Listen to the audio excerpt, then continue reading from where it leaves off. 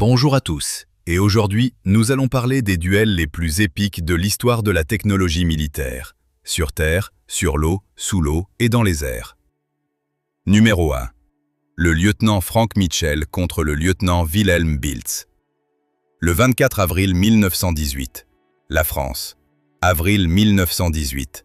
La Première Guerre mondiale dure déjà depuis 4 ans.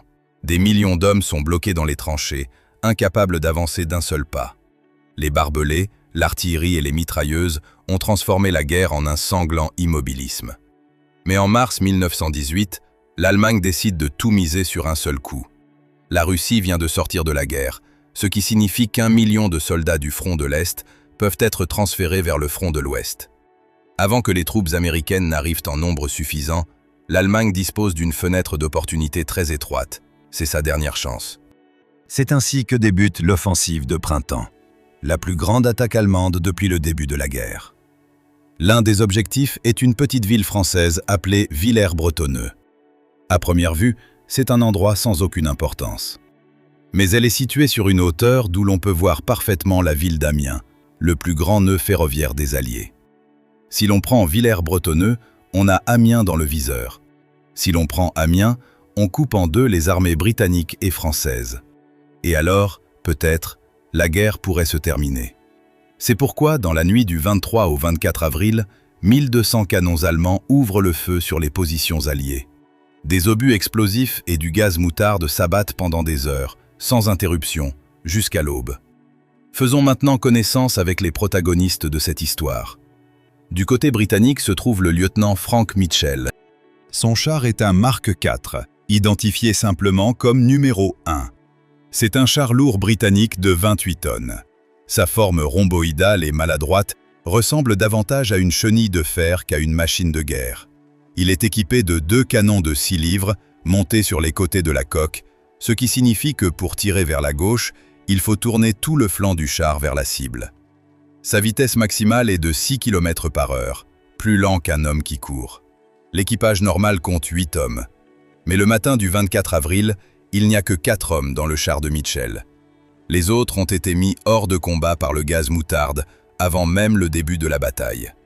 Le gaz moutarde ne tue pas immédiatement. Il brûle la peau, les yeux et les poumons. Les hommes ne tombent pas morts. Ils deviennent simplement incapables de combattre. L'un d'eux est allongé près d'un arbre, incapable de se relever. Un autre est transporté à l'arrière dans une brouette. 4 hommes pour une machine conçue pour 8. Voilà avec quoi part Mitchell ce matin-là. Du côté allemand se trouve le lieutenant Wilhelm Biltz, âgé de 41 ans. Dans la vie civile, il est professeur de chimie, et à la guerre, il commande un char 7V appelé Nixé, ce qui se traduit par sirène. La machine pèse 32 tonnes. Son blindage est plus épais que celui des Britanniques, et l'avant est équipé d'un canon de 57 mm. Et surtout, son équipage compte 18 hommes. Ce n'est pas un char, c'est un blocos mobile. À l'intérieur, l'espace est très restreint, les moteurs surchauffent et la visibilité est presque nulle. Mais sur le papier, le Nix semble très convaincant. Ainsi, le matin du 24 avril, l'infanterie allemande, soutenue par les chars, perce les défenses et s'empare de Villers-Bretonneux. Les Britanniques sont pris de panique.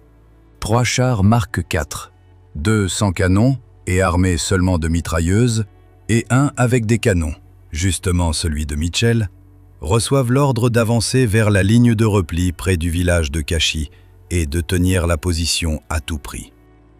Les équipages montent dans leurs machines avec les yeux rouges et les poumons brûlants et avancent à 6 km/h vers l'inconnu.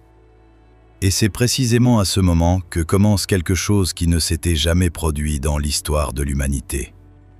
Entre la brume et la fumée, à une distance d'environ 300 mètres, apparaît une silhouette énorme, anguleuse et couverte de rivets. Le Nix de Biltz avance directement vers les chars britanniques. Et à cet instant, les deux camps comprennent la même chose. Ils sont les premiers dans l'histoire à se retrouver dans une telle situation. Il n'existe aucune règle, aucun manuel, et personne ne savait jusqu'alors comment un char devait combattre contre un autre char. Biltz agit rapidement. Il ouvre le feu sur les 2 chars britanniques sans canon, et il a raison, car leurs mitrailleuses sont totalement inutiles contre le blindage du Nix. Les obus traversent les coques et laissent des trous par lesquels le vent s'engouffre avec force. Les deux chars britanniques font demi-tour et se retirent. Le champ de bataille se réduit à un duel à 1 contre 1, le Nix contre Mitchell. Mitchell manœuvre sans cesse. Il ne peut pas rester immobile car l'artillerie allemande s'abat tout autour de lui. Mais en bougeant, son artilleur ne parvient pas à viser correctement parce que le char bondit sur les cratères comme un bateau en pleine tempête. Biltz tire également en mouvement. Les obus passent à côté dans les deux sens. L'infanterie des deux camps observe la scène de loin, comme l'a écrit plus tard Mitchell lui-même, la comparant à des spectateurs assis dans la fosse d'un théâtre. Alors Mitchell prend une décision. Il arrête complètement le char, en plein milieu du champ, sous le feu de l'artillerie allemande. Son artilleur profite de cette seconde d'immobilité. Le premier obus touche sa cible, le second fait également mouche, et avec le troisième, le Nix s'incline d'un côté, soit à cause du choc, soit parce qu'il a gravi une pente sous un angle défavorable, et finit par se renverser complètement. L'équipage de Biltz commence à sortir du char, les 18 hommes, juste devant les canons et les mitrailleuses de Mitchell. Les Britanniques ouvrent le feu, et 9 hommes de l'équipage du Nix meurent sur le champ de bataille. Biltz et 8 autres survivent en se cachant derrière la coque renversée du char. Mitchell continue d'avancer. Les 2 autres chars allemands qui suivaient le Nix voient ce qui s'est passé et font demi-tour. Puis arrivent les chars légers britanniques Whippet, et ensemble, ils poursuivent l'infanterie allemande à travers le champ, jusqu'à ce qu'un mortier allemand finisse par toucher la chenille du char de Mitchell, immobilisant la machine. L'équipage sort par les écoutilles et rejoint à pied les tranchées britanniques. Ainsi se termine le premier combat de chars de l'histoire, avec la victoire pour Mitchell. Et qu'est-il arrivé à Biltz? Lorsque tout s'est calmé, il est retourné vers le Nix, a démarré le moteur, qui par un miracle fonctionnait encore, et a conduit le char 3 km de plus jusqu'aux positions allemandes, où le moteur a finalement rendu l'âme. Le professeur de chimie a réussi à ramener sa sirène presque jusqu'à la maison. Presque. Et l'un des 3 autres chars allemands, pas le Nix, mais un autre appelé Mephisto, s'est retrouvé coincé dans un cratère et a été abandonné par son équipage directement sur le champ de bataille. Des soldats australiens l'ont récupéré et il se trouve aujourd'hui dans un musée à Brisbane, avec un diable rouge peint sur le flanc. C'est le seul char de la Première Guerre mondiale conservé dans le monde entier. Voici les aux yeux brûlants qui ont affronté 18 adversaires et qui ont gagné. Ça arrive, parfois. Numéro 2. Le cuirassé Bismarck contre le croiseur de bataille Hood. Le 24 mai 1941, le détroit du Danemark. Il existe des navires que l'on ne construit pas simplement pour la guerre. On les construit pour que leur seule existence dise à l'ennemi de ne même pas essayer. Le Hood était exactement ce genre de navire. Lancé en 1918, il mesurait 262 mètres de long et disposait de 8 canons de 15 pouces, chacun capable d'envoyer un obus de près d'1 tonne à une distance de 25 km. Pendant 20 ans, le Hood fut le plus grand navire de guerre au monde. C'était la fierté de la Royal Navy et le symbole de la puissance navale britannique. Quand il entrait au port, les gens sortaient pour le voir, simplement pour le contempler. En mai 1941, le Hood était déjà dépassé. Son pont blindé était plus faible que celui des cuirassés modernes, car les ingénieurs de 1918 n'avaient pas prévu que les obus tomberaient d'en haut selon des trajectoires très inclinées et à grande distance. La modernisation prévue avait été repoussée encore et encore, car la guerre n'attendait personne. Mais les Britanniques chassaient ces pensées de leur esprit. Le Hood était le Hood, et par définition, il était insubmersible. De l'autre côté se trouve le Bismarck, le cuirassé allemand le plus récent, pour sa première sortie au combat. Son déplacement à pleine charge est de 50 000 tonnes, et il dispose de 8 canons d'un calibre de 381 mm. Son blindage est 2 fois plus épais que celui du Hood, aux endroits les plus vulnérables. Son équipage compte 2200 hommes. Le capitaine est Ernst Lindemann, l'un des meilleurs commandants navals d'Allemagne, et à bord se trouve également le commandant de la flotte, l'amiral Günther Lutyens, qui dirige personnellement l'opération. La mission du Bismarck est de percer vers l'Atlantique et de détruire les convois britanniques. Si cela réussit, la Grande-Bretagne commencera à s'étouffer et l'Allemagne gagnera la guerre sur mer. C'est aussi simple que cela. Les Britanniques apprennent le départ du Bismarck presque immédiatement. Un croiseur suédois l'aperçoit en mer Baltique et un avion de reconnaissance britannique le photographie dans un fjord norvégien. L'amirauté envoie à sa rencontre tout ce qui se trouve à proximité, y compris le Hood. Le 23 mai 1941, les croiseurs lourds Norfolk et Suffolk repèrent le Bismarck dans le détroit du Danemark, un couloir étroit entre le Groenland et l'Islande, et commencent à le poursuivre en gardant une distance de sécurité. Toute la nuit, ils le suivent grâce au radar. À l'aube, le Hood et le cuirassé britannique le plus récent, le Prince of Wales, partent l'intercepter. Mais c'est précisément ici que commencent les premiers problèmes. Le Prince of Wales est un navire si récent que des ingénieurs civils du chantier naval travaillent encore à son bord. Ses tourelles d'artillerie tombent en panne l'une après l'autre, et son équipage n'est pas encore bien rodé. Ce n'est pas le navire avec lequel on souhaite aller au combat contre le Bismarck, mais il n'y a pas d'autre choix. Le matin du 24 mai, vers 5h35, le Hood et le Prince of Wales détectent le Bismarck et le Prince Eugen à une distance d'environ 25 km. Le vice-amiral Holland, à bord du Hood, décide d'attaquer immédiatement en se rapprochant à grande vitesse. La logique est claire. Plus la distance est courte, moins la trajectoire des obus est inclinée, et moins il y a de chances qu'ils percent le pont vulnérable du Hood par le haut. Mais c'est alors que survient la première erreur. Le Hood ouvre le feu et vise le mauvais navire. Dans le brouillard et la fumée, les Britanniques confondent le Prince Eugen avec le Bismarck, car leurs silhouettes sont similaires. Les précieuses premières salves sont gaspillées. L'erreur est repérée et la cible est corrigée, mais le temps est déjà perdu. Au début, les Allemands tardent à riposter. Lütjens ne veut pas révéler sa position trop tôt. Mais le Bismarck commence à recevoir des impacts du Prince of Wales, et le capitaine Lindemann ne peut plus le supporter. Selon la légende, il déclare qu'il ne laissera pas son navire se faire tirer dessus sans réagir. Et à 5h55, le Bismarck ouvre le feu. Les artilleurs allemands font preuve d'une précision étonnante. La première salve tombe trop court, la deuxième encadre la cible, et un impact frappe le Hood. Un incendie éclate à l'arrière, où brûlent des munitions de petit calibre, une situation effrayante, mais pas mortelle. Holland continue de se rapprocher.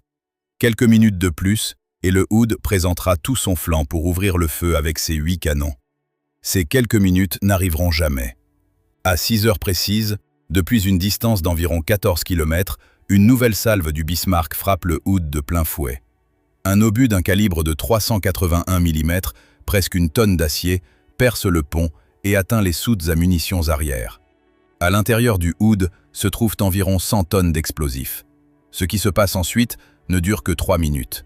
Une colonne de flammes s'élève sur plusieurs centaines de mètres de hauteur. Le navire se brise en deux. La proue se dresse à la verticale et s'enfonce sous l'eau, tandis que la poupe sombre séparément. Depuis le Prince of Wales, qui se trouve à 800 mètres de là, les observateurs voient 262 mètres d'acier disparaître dans l'Atlantique.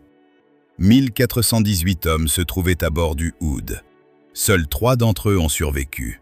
Ils ont été récupérés par le destroyer Electra 2 heures plus tard, alors qu'ils flottaient parmi les débris dans les eaux glacées du détroit du Danemark, Ted Briggs, Bob Tilburn et Bill Dundas, et personne d'autre.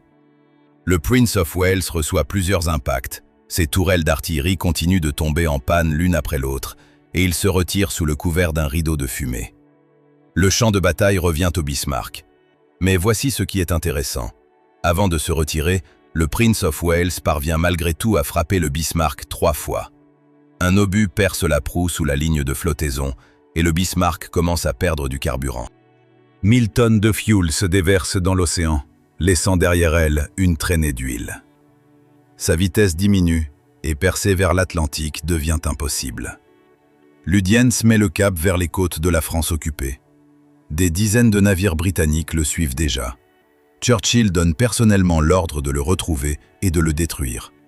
3 jours plus tard, le Bismarck sera coulé, lorsque des torpilles bloqueront son gouvernail et qu'il tournera en rond jusqu'à être abattu à bout portant. Sur les 2200 hommes de son équipage, seuls 114 parviendront à s'en sortir. Mais cela, c'est déjà une autre histoire. Dans le détroit du Danemark, le 24 mai 1941, le Bismarck a accompli ce qui paraissait impossible, détruire en seulement 8 minutes le navire de guerre le plus célèbre du monde. La fierté de la Royal Navy, le symbole de la puissance britannique, qui pendant 20 ans avait inspiré la crainte par son seul nom, a sombré au fond de la mer comme n'importe quel autre navire. On raconte que lorsque la nouvelle est arrivée à Londres, les Russes ont resté plongés dans un silence total. Numéro 3. Le commandant Ivan Kojedoub contre le sous-officier Kurt Lang, février 1945. La région du fleuve Oder. Février 1945. La guerre sur le front de l'Est touche à sa fin. Les troupes soviétiques ont déjà franchi l'Oder et se trouvent à moins de 100 km de Berlin. La Luftwaffe est à l'agonie, il n'y a plus de carburant, les pilotes manquent et les aérodromes sont bombardés jour et nuit. Mais l'Allemagne possède encore un atout, une arme secrète censée changer le cours de la guerre. Le Messerschmitt Me-262 est le premier chasseur à réaction produit en série au monde. Il atteint une vitesse de 860 km/h, environ 200 km de plus que n'importe quel avion à hélice alliée. Il n'a pas besoin de poursuivre, il se contente de s'éloigner. Lorsque les pilotes alliés rencontraient un Me-262, la seule chose qu'ils pouvaient faire était de le regarder s'échapper. En face de lui se trouve le commandant Ivan Kojedoub à bord d'un La-7. C'est le meilleur as soviétique de la guerre. En février 1945, il compte déjà 54 avions abattus à son actif et il a reçu 3 fois le titre de héros de l'Union soviétique. C'est un homme qui n'a jamais été abattu durant toute la guerre, même si cela a été très proche à plusieurs reprises. Son La-7 atteint une vitesse de 661 km/h, presque 200 km de moins que le Me-262. Sur le papier, ce n'est pas un duel, c'est une correction annoncée. À la mi-février 1945, Kojedoub part avec son coéquipier Dimitri Titarenko en mission de chasse libre dans la région de Francfort-sur-l'Oder. La chasse libre, c'est lorsqu'on ne reçoit aucune mission précise. On vole simplement, on cherche l'ennemi et on attaque. C'était précisément ce genre de mission que Kojedoub préférait par-dessus tout. Et alors, au-dessus du fleuve Oder, à une altitude de 3,5 km, il remarque quelque chose d'étrange. Un avion vole en suivant le cours du fleuve, à une vitesse considérable, bien plus rapide que n'importe quel avion qu'ils aient jamais vu. Kojedoub comprend immédiatement, c'est un Me-262, et c'est la première fois qu'il en voit un de ses propres yeux. La situation semble bloquée. L'avion à réaction vole plus vite, plus haut, et son pilote se sent visiblement en sécurité, car le Me-262 vole en ligne droite, sans manœuvrer et sans regarder autour de lui. Et pourquoi le ferait-il, puisque personne ne pouvait le rattraper? Kojedoub n'essaie pas de le rattraper. Au lieu de cela, il fait ce qu'il a toujours fait, réfléchir 2 coups d'avance. Il accélère au maximum et s'approche par le bas, sur une trajectoire de croisement frontal, en calculant pour frapper l'avion à réaction sous le ventre avant qu'il ne puisse réagir. Et c'est alors que Titarenko ne peut plus se retenir. Son coéquipier voit le Me-262 dans son viseur et ouvre le feu, trop tôt, depuis une distance où toucher la cible est presque impossible. Kojedoub est furieux, car le moment est perdu, et l'Allemand est sur le point de s'échapper. Mais l'Allemand ne s'échappe pas. Les rafales traçantes de Titarenko passent à côté, mais le pilote du Me-262 les voit. Il incline instinctivement son avion vers la gauche, droit dans la direction de Kojedoub. Une seule seconde suffit. Kojedoub capture le Me-262 dans son viseur et appuie sur la gâchette. Le chasseur à réaction se transforme en boule de feu à l'est d'Alt-Friedland. C'est ainsi que Kojedoub devint le premier pilote soviétique à abattre un avion à réaction. Un moteur à piston contre un moteur à réaction, 661 km/h contre 860. C'est celui qui a réfléchi le plus vite qui a gagné, et non celui qui a volé le plus vite. Après l'atterrissage, Titarenko a probablement reçu tout ce qu'il méritait, mais l'histoire ne dit rien à ce sujet. Quant à Kojedoub, Il s'est attribué la victoire, et il avait toutes les raisons de le faire. Numéro 4. Le lieutenant Jimmy Landers contre le capitaine de corvette Ralph Reimar Wolfram. Le 9 février 1945. La mer de Norvège. Dans toute l'histoire de la flotte sous-marine, qui existe depuis plus de 100 ans, un sous-marin n'a coulé un autre sous-marin alors que les deux étaient immergés qu'une seule fois. Et voici précisément cette histoire. Janvier 1945. L'Allemagne perd la guerre, mais elle ne s'est pas encore rendue. Les Alliés ont déjà franchi le Rhin et les troupes soviétiques se trouvent près de l'Oder. Dans cette situation, le commandement allemand conçoit l'opération César, une dernière chance d'aider le Japon à tenir suffisamment longtemps pour que la guerre se prolonge encore plusieurs années. Le sous-marin U-864, du type 9, reçoit l'ordre de se rendre au Japon. Il transporte à son bord des pièces de moteur pour les avions à réaction Messerschmitt, des systèmes de guidage pour les fusées V2, 2 ingénieurs japonais, ainsi que 64 tonnes de mercure réparties dans 1800 bidons en acier. Les Japonais ont besoin de ce mercure pour fabriquer des détonateurs. Si cette cargaison arrive au Japon, la guerre dans le Pacifique se prolongera d'au moins 1 an de plus. Le U-864 est commandé par le capitaine de corvette Wolfram, avec un équipage de 73 hommes. La mission est simple, arriver à destination. Mais c'est alors que commence une série de malchances que le diable lui-même envierait. D'abord, le U-864 s'échoue dans le canal de Kiel, ce qui endommage la coque et impose une réparation au chantier. Ensuite, les bombardiers britanniques frappent la base de Bergen, causant de nouveaux dégâts et de nouvelles réparations. Pendant que les Allemands réparent le sous-marin, le renseignement britannique déchiffre les communications cryptées par Enigma et apprend tout, l'itinéraire, la cargaison et le calendrier approximatif. Cela laisse aux Britanniques le temps de réagir. Pour l'intercepter, on envoie le sous-marin Venturer, petit et rapide, avec un déplacement de 740 tonnes contre les 1800 tonnes du U-864. Son équipage ne compte que 37 hommes, et il dispose de 4 torpilles dans les tubes avant et 4 autres en réserve. Son commandant est le lieutenant Jimmy Landers, âgé de 25 ans. À peine 25 ans, un jeune homme qui a déjà 13 navires coulés à son actif. Landers désactive le sonar actif, car le sonar actif révèle la position de celui qui l'utilise. À la place, il n'utilise que l'hydrophone, un appareil rudimentaire qui se contente d'écouter les sons de l'eau. Et c'est précisément là que le U-864 joue un mauvais tour aux Allemands. Car ce même moteur réparé à Bergen recommence à avoir des problèmes. Le cognement du moteur s'entend à plusieurs kilomètres. Le 9 février, l'opérateur d'hydrophone du Venturer signale un bruit suspect. On pense d'abord à un bateau de pêche. Landers remonte à la profondeur du périscope et aperçoit un schnorchel. Ce n'est pas un bateau de pêche. Le chat a trouvé la souris. Landers entame la poursuite en silence, sans utiliser le sonar, en se guidant uniquement sur le bruit du moteur défaillant. Pendant 45 minutes, il attend, espérant que le U-864 fasse surface et s'expose à l'attaque. Mais les Allemands sentent qu'ils sont suivis et commencent à zigzaguer sous l'eau, la tactique d'évasion standard, qui consiste à changer de cap de manière imprévisible pour que la torpille ne trouve pas sa cible. Selon tous les calculs de l'époque, un sous-marin qui zigzague sous l'eau est invulnérable. Les torpilles avaient été conçues pour attaquer des cibles de surface qui se déplacent en 2 dimensions. Mais ici, il y a 3 dimensions, car la profondeur ajoute une variable que personne n'avait jamais calculée en conditions de combat réel. Pendant 3 heures, Landers poursuit le U-864.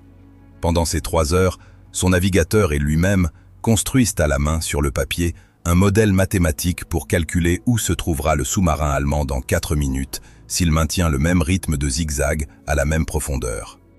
Aucun ordinateur, seulement un crayon, du papier et l'esprit d'un officier de 25 ans. La charge des batteries du Venturer touche à sa fin. Soit il tire maintenant, soit il se retire les mains vides. Landers prend sa décision.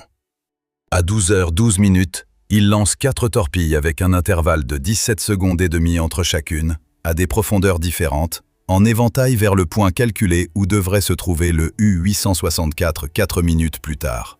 Après le lancement, Landers plonge immédiatement à plus grande profondeur au cas où une contre-attaque surviendrait. 4 minutes de silence absolu. À bord du U-864, on entend le bruit des torpilles dans l'eau. Wolfram donne l'ordre de manœuvre d'évasion. La première torpille passe à côté, la deuxième passe également à côté, et la troisième aussi. Les Allemands soufflent de soulagement. Et c'est précisément à ce moment que la manœuvre d'évasion place le U-864 directement sur la trajectoire de la quatrième torpille. L'explosion survient et le sous-marin se brise en deux. 73 hommes, 64 tonnes de mercure, et tous les secrets de l'opération César sombrent au fond. À 150 mètres de profondeur, à l'ouest de l'île de Fedje, au large des côtes de Norvège. Aucun d'eux n'a survécu. Les calculs de Landers, réalisés au crayon sur du papier en pleine condition de combat sous l'eau, sont devenus la base de tous les systèmes informatiques modernes de guidage des torpilles. Ce qu'il a inventé ce jour-là est encore enseigné aujourd'hui dans toutes les marines du monde. Les débris du U-864 reposent encore aujourd'hui au fond marin près de la Norvège. Ils ont été découverts en 2003. Il est impossible de les remonter, car le mercure se trouve toujours là et s'infiltre lentement dans l'océan. Les Norvégiens ont décidé simplement de recouvrir l'endroit de béton. 64 tonnes de mercure transformées en tombe éternelle. Bonus. Le satellite Iridium 33 contre le satellite Cosmos 2251. Le 10 février 2009, à une altitude de 789 km au-dessus de la Sibérie. Toutes les histoires de cette vidéo parlent de personnes qui ont pris des décisions, qui ont réfléchi, calculé et pris des risques. Cette histoire est un peu différente. Le 10 février 2009, le satellite commercial américain Iridium 33, encore actif et en fonctionnement, assurant le service de téléphone satellite dans le monde entier, percute à une vitesse de 42 000 km/h le satellite militaire russe Cosmos 2251. À ce moment-là, le satellite russe était hors service depuis 14 ans. Il flottait simplement dans l'espace depuis 1995, devenu un débris. Les ordinateurs avaient prévu ce rapprochement plusieurs jours à l'avance. La distance calculée était de 584 mètres.